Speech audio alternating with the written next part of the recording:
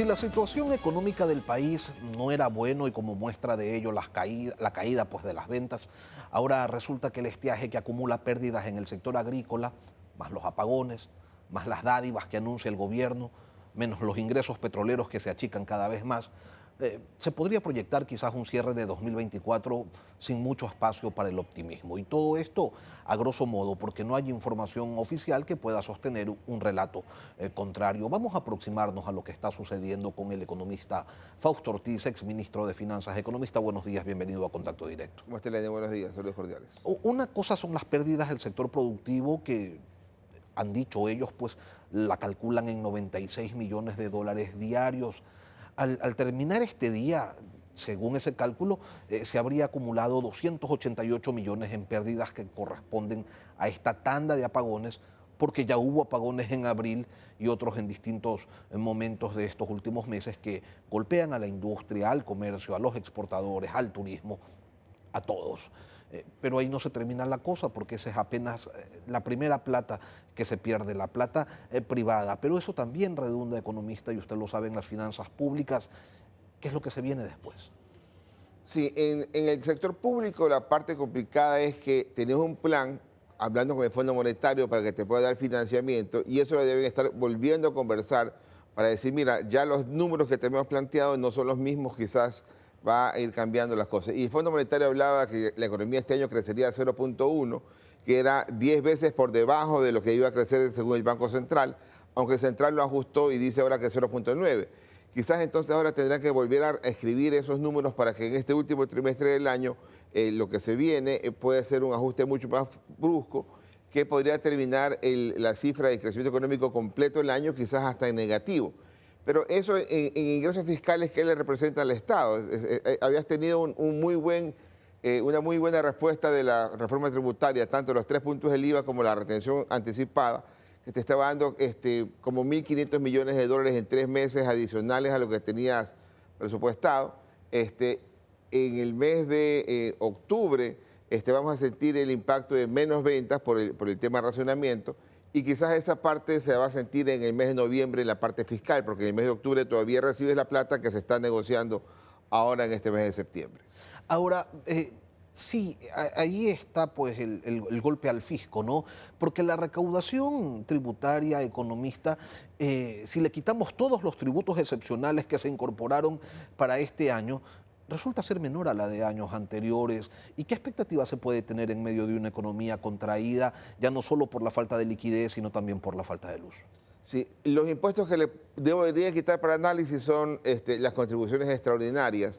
No le podría quitar para análisis el tema del IVA, por ejemplo, los 3 puntos del IVA, porque eso ya se queda para el futuro. Entonces, ya hoy día tenemos una recaudación tributaria mucho mejor de lo que era 2014.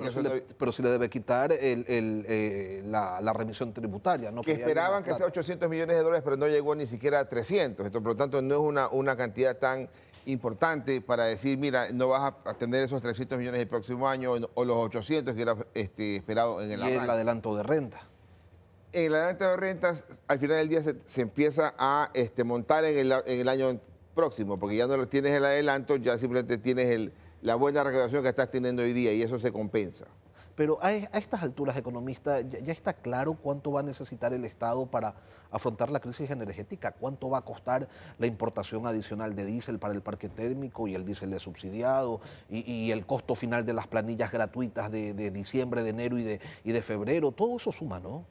Todo suma y eso le significará al gobierno menos ingresos por una parte tributaria, va a tener un impacto claramente, quizás en lo que hizo los empresarios, 12 millones por hora es lo que pueden estar perdiendo, la gente no sale, acumula un poco de tiempo, sale y cuando hay luz saldrá y comprará y eso de alguna forma equilibrará esos 12 millones por hora que plantean los empresarios, quizás eso pueda achicar un poco, pero lo que sí es cierto es que lo que ya no vendiste en este mes ya no lo vas a recibir como ingreso tributario. El gobierno compensa porque estaba extrayendo demasiada plata del fisco. Es decir, al final el presupuesto del Estado el año pasado eran 14.300 millones de dólares en ingresos, iba a terminar en 17.000 si no hubiera existido algún problema como el actual de la luz. Esos 17.000 millones para el fisco podrían significar quizás unos 400, 500 millones de dólares menos de impacto, digamos. Eso es lo que podría el gobierno estar sintiendo el golpe, y eso le limita al gobierno a querer tomar esa plata para asignar más presupuesto. Por ejemplo, al Ministerio de Energía al inicio de este mes le asignó 324 millones de dólares adicionales, que era plata para ir a buscar esas barcazas y tratar de compensar algo el tema de la electricidad. Eso de ahí se fondea claramente con esos ingresos extraordinarios que estaba teniendo el gobierno, que le sirven en estos días, pero hay que ver si se soporta lo que es octubre y noviembre. Hay que ver qué tan pronunciado es el estiaje. Y tendrán que poner sin duda plata adicional para atender el tema de los incendios, el tema de las sequías, y la cuenta pues se sigue abultando. Si esto no estaba presupuestado y la caja fiscal estaba con algunos problemas, ¿cuál puede ser el resultado al final del año, economista? Sí, la caja fiscal el mes pasado termina arriba de 950 millones de dólares, cuando arrancó el año en menos de 200 millones. Es decir, el gobierno fue acumulando algo de su caja fiscal en la cuenta corriente única, que le sirve para poder enfrentar de mejor forma el tema de los apagones. Eso es una ficción, economista, porque usted dice, sí, la caja fiscal tiene 900 millones, es verdad. También tiene deudas atrasadas por 4.500 millones, entonces lo que tiene es tiene un saldo por pagar de 3.500 allí que no se lo mueve nadie, ¿no? Claro, ha venido pagando en los números que uno observa hasta junio, que es la cifra última que tiene el Ministerio de Finanzas de atrasos. Ha venido pagando un ritmo de 160 millones mensuales, es decir, 900 millones de dólares ha pagado de los 5.300 que arrancó, que es el número que usted plantea de 4.000 y algo más. Hubiéramos preferido que la plata que tiene el gobierno, de los más de 1.200 millones que recibe mensual de impuestos, pueda ir pagando mucho más rápido atrasos. Entonces el gobierno tendría que compensar algo para pagar los atrasos, más de esos 160 millones ojalá, y también algo para poder atender al tema de la energía. Y tendrá que ver cómo le adelanta plata quizás al municipio de Quito para poder que ellos enfrenten mejor el tema de los incendios, ¿no? ¿Y ese no pago de los atrasos es porque no se quiere o porque no se puede? Fueron unos atrasos altos, no se habían recibido atrasos en esa magnitud en el pasado, y el gobierno quizás algo temeroso de decir, no me quiero quedar sin plata, quiero pagar, dosificar algo, ¿no?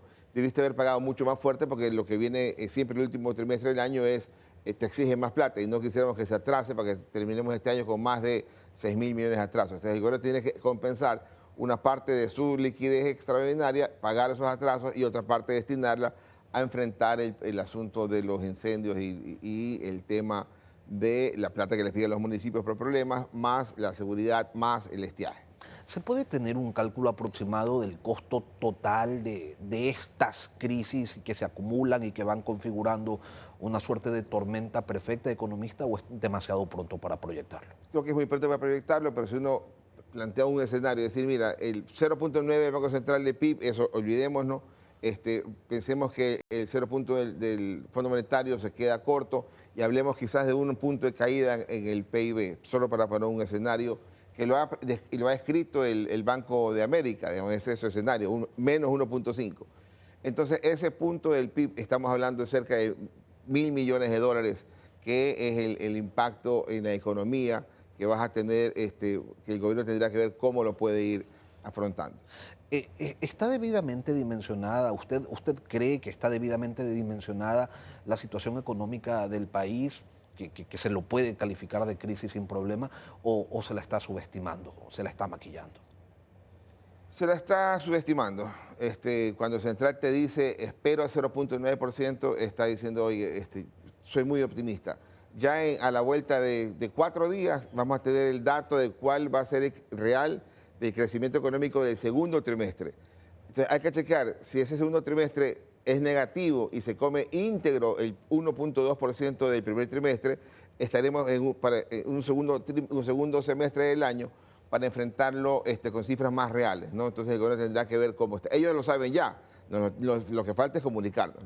¿Se pueden esperar decisiones contracíclicas, alguna política de estabilización que arranque en este 2024, o el año ya está jugado y perdido? Yo no creo que haya espacio para decir voy a bajarte 3 puntos del IVA, no creo que haya espacio para decir voy a bajar el tema de los combustibles. Lo que el gobierno tiene que hacer es mantenerse en su política que extrajo recursos de la economía y lo que tiene que hacer es devolverlos más rápidamente, que es lo que hemos venido pidiendo hace tiempo, devuélvelo en forma de atraso o devuélvelo compensando el tema de la actividad económica que está deprimida. Pero lo importante es que devuelvas la plata para que la gente pueda también suplir algunas necesidades. Pero sí existen alternativas, o sea, sí hay dinero para hacer esa devolución. Partamos de algo. Si el año pasado tenías 14.000 millones de dólares de ingresos y este año esperas 17.000, quizás se cae un poco, pero 17.000 millones, estás claramente con más recursos que el año anterior. Si presupuestaste 16.000 millones y quizás tengas los 17.000 millones, entonces quiere decir que sí tienes algo más de plata. Esa plata de ahí adicional tienes que ver cómo la destinas. Algo como, por ejemplo, en ese momento en el presupuesto de energía de 300 millones de dólares, algo para a pagar un poco más rápido los atrasos. Los atrasos se pagan no necesariamente con las recaudaciones, los atrasos se pagan también con deuda, porque al final ya hoy día está escrita la deuda. Toma otra deuda y sustituye la deuda con el extranjero y sustituye con la deuda local, digamos. Eso es lo que hay que tratar de hacer. Y no cargarse a la seguridad social para quitarle la plata a la seguridad social para financiar presupuestos, sino que también tratar de ver cómo consigues plata de afuera. Y este momento es un buen momento para sentarse y decir, reprogramemos el resto del año para que tengamos más plata fresca en la economía y que la plata que ellos tienen de excedente, que sí lo tienen hoy día, lo puedan soltar a los atrasos. ¿Y en eso se halla el ministro de Finanzas allá por China consiguiendo plata? Yo me imagino que en China están tratando de ver cómo liberas ya el tema petrolero, porque debemos a China menos de 3.000 millones de dólares. El último dato a junio eran 2.950 millones de dólares, de los más de 11.000 millones que se llegó a deber a China. Entonces quizás está diciendo, oye, libérame la garantía petrolera que tenemos con ustedes y amplíame el plazo, digamos. Eso es lo que yo creo que están tratando de hacer y quién sabe si pidiendo más plata. Ojalá que nos pidan más plata con China, ojalá que libere la garantía petrolera y ojalá que pueda, si quieren, ampliar el plazo. Pero es otra plata la que hay que buscar. Si el riesgo del país está demasiado alto, deberían empezar a ver cómo lo tumban y soluciones en ese lado deberían buscar. Entonces, crisis hay, pero alternativas también. Sí, el gobierno tiene que comunicar mejor, eso ha sido una de las grandes debilidades en la parte económica, en la parte energética también. No puedes decir hoy día no hay problema, mañana sí existe y es más grave. Entonces, en la economía pasa algo similar, el Banco Central debería ya empezar a presentar sus números del segundo trimestre en estos días y decir, bueno, la verdad es que con esos números debemos replantear lo que viene. Pero como ellos dicen, mi próxima predicción de la economía es allá por marzo, entonces ojalá que no se queden callados tanto tiempo. No se puede decir como en el tema energético, ojalá que llueva, porque en lo económico pues no llueven billetes, ¿no? No existe eso y Dios tiene bastantes problemas que atender también. Fausto Ortiz, exministro de Finanzas, gracias por acompañarnos hoy aquí en Contacto.